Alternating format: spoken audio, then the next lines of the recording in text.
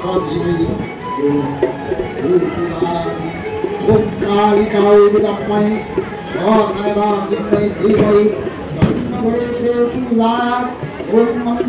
পরিবারের সকল বন্ধুদের জানাই শুভ দীপাবলি। বড়দের আমার প্রণাম, ছোটদের আমার অনেক অনেক ভালোবাসা। আজকের দিনে নিজেদের সাবধানতা বজায় রেখে খুব ভালোভাবে তোমরা বাজি ফাটাও।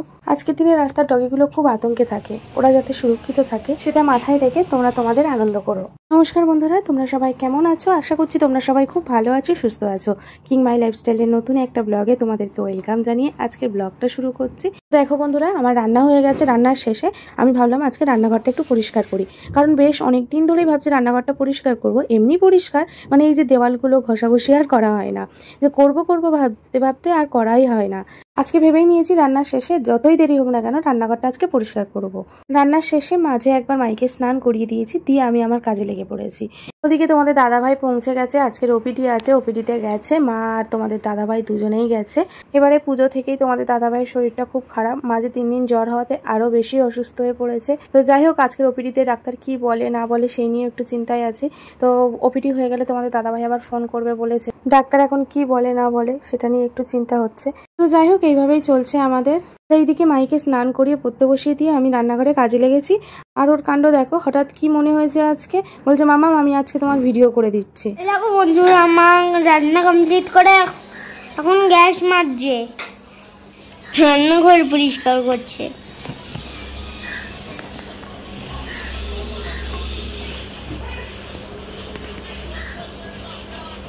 রান্না করে মাইকে স্নান করালাম, স্নান করিয়ে গুছিয়ে রেখে মায়ের হোমওয়ার্ক করছিল, করতে করতে বললাম আমি একটু হাঁটাচলা করি।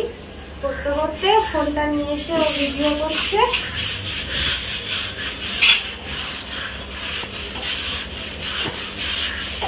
হঠাৎ কি মন হয়েছে আজকে জানি না।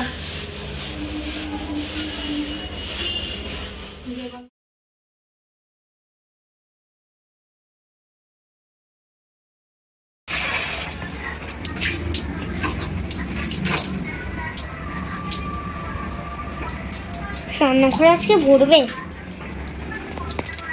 রান্নাঘর ভরে পুরো শেষ হয়ে যাবে, সেই দিনের মতো হবে, ঘরে জল জমলে। ভালো লেগেছিল সেই দিনটা? আমার ভালো লেগেছে, পড়তে যেতে হয়নি। হ্যাঁ, পড়তে যেতে হয়নি, ওই জন্য ভালো লেগেছে না? আর কিসের জন্য ভালো লেগেছে? বদমাশি করতে পেরেছি, বাহ, খেলতে পেরেছি। এখন সন্ধ্যাবেলায় আমি মোমগুলো জ্বালাচ্ছি। মায়ের পি একটু পরে আসবে, এসে মায়ের পি পুজো দেবে। আর এদিকে এত বাজি ফাটছে, মাই তো অস্থির হয়ে যাচ্ছে বাজি ফাটানোর জন্য।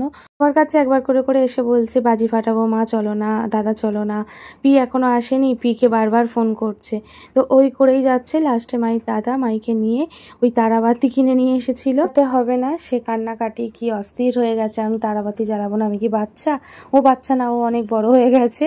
থাকতে থাকতেই বাবার জন্য কাঁদছে, মন খারাপ করে বসে রয়েছে। মামা ভাল লাগছে না, বাবা নেই, আমার বাবা থাকলে বাজি এনে দিত। সারাক্ষণটা ওই করে করে যাচ্ছে। তো আমি লাস্টে বললাম বাবা চলো তাহলে আমরা একটু ঠাকুর দেখে আসি। রাস্তায় না বের করলে মাথা থেকে বাজির ভূতটা নামবে না। মাঝে মাঝে বাবার জন্য এসে মনটা খারাপ করছে। আমি ভাবলাম যাই একটুখানি ঘুরিয়ে নিয়ে আসি, তাহলে মাইন্ডটাও একটু ফ্রেশ থাকবে, মন খারাপ হবে না। পুজো আচ্ছার দিনে বাচ্চা যদি মন খারাপ করে ঘরের মধ্যে থাকে ভালো লাগে? তা আমি ওই রান্না করে রেখে আর মাইকে নিয়ে একটু এসছি ঠাকুর দেখাতে।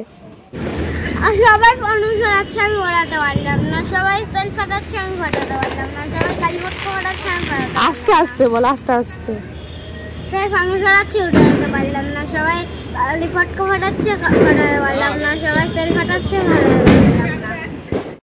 ওকে নিয়ে এসছি, তারপরে ওর ভালো লাগছে না। ওর সাথে যদি ওর বাবা থাকতো তাহলে ভালো লাগতো।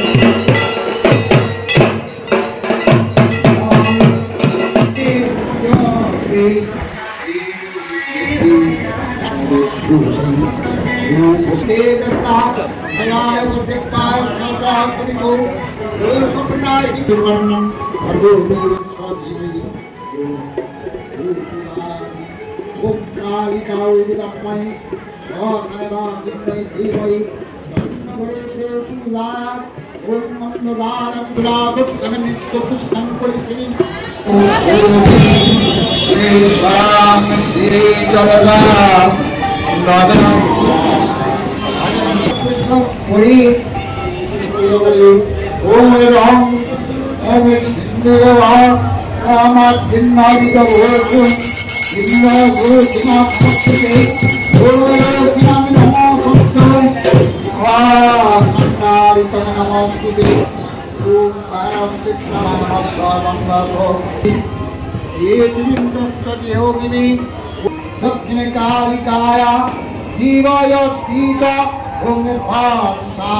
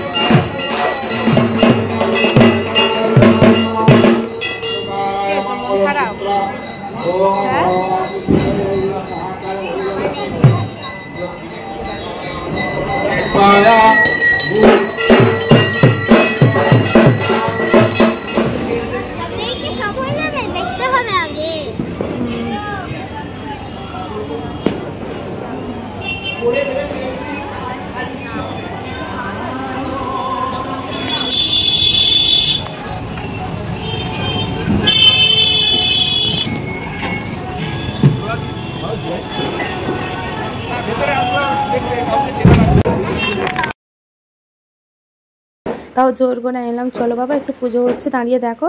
তারপরে একটু দাঁড়িয়ে দেখলো, তারপরে বলছে চলো মাম্মাম ভালো লাগছে না, চলো মাম্মাম ভালো লাগছে না, কন্টিনিউ এই করেই যাচ্ছে। তাও 10 মিনিট একটু নিয়ে দাঁড়িয়েছিলাম। আর সেই দিন যে প্যান্ডেলটা দেখাচ্ছিলাম না তোমাদেরকে, প্যান্ডেলটা কমপ্লিট হয়নি বললাম তো, এই সেই প্যান্ডেলটা দেখো, আজকে পুজো হচ্ছে। এখানে তো সব রকম ঠাকুরেরই পুজো হয়। কালী পুজোতে কালীঘাটে কালী মা থাকে, তারাপীঠে তারা মা থাকে, আর এমনিতে শ্যামা মায় থাকেই, তারপরে দক্ষিণেশ্বরে মা থাকে, আর একটা আদ্যাপীঠের মনে হয় মা থাকে। দেখো বন্ধুরা, শুধু আমাদের পাড়ার মধ্যে কটা ঠাকুরের পুজো হচ্ছে, মিনিমাম 8 থেকে 10টা ঠাকুর শুধু এক সাইডে, আর এক সাইডে তো বাদই দিলাম, পরপর পুজো হচ্ছে। এগুলো সব রাস্তায় আমাদের বাড়ির পাশেই অলিগলির মধ্যে পুজো হচ্ছে। লাস্টে মাই বলে মাম্মা একটা আইসক্রিম খাবো, বায়না ধরেছে, দেবো না রাত্রেবেলা, আরও শুনবে না। লাস্টে ভাবলাম না, মনটা খারাপ, আর না দিলে আরও মন খারাপ হয়ে যাবে বলে আবার একটা আইসক্রিম কিনে দিলাম, খেয়ে বাড়ি চলে আসলো। 15 মিনিটের মধ্যে বাড়ি ঢুকে গেছি আর এসছি। যাও প্রণাম করে আসো।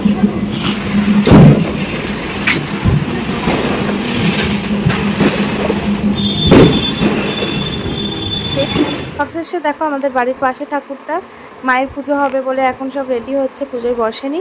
এদিকে আমাদের ঠাকুর দেখাও কমপ্লিট হয়ে গেল। তো চলো বন্ধুরা, আজকের মতো ব্লগটা আমি এখানেই শেষ করছি। দেখা হবে নতুন কোনো ব্লগে তোমাদের সাথে। ততক্ষণ তোমরা সুস্থ থেকো, ভালো থেকো। আজকের মতো টাটা, গুড নাইট।